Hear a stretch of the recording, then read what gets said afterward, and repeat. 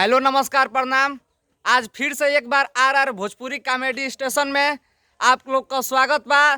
तो देख लीजिए आज फिर से एक बार आयल बानी जा हमनी को ई सबलपुर बाण में कॉमेडी शूट करे। कल भी भइल है, आप लोग के पता हुई। तो हमनी के देख लीजिए बहुत ही जाने माने कलाकार अनीता साइनी जी देख ली कैमरा का पूजा करता नीन। और ये हमारे बहुत ही प्यारे कलाकार बड़े भैया रामू रंगीला जी और ये भैया हमारे कैमरामैन भैया।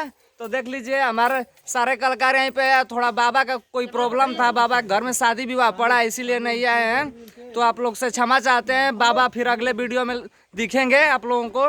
तो आइए हम रामू रंगीला जी से कुछ बात कर लेते हैं। नमस्कार प्रणाम हो भैया।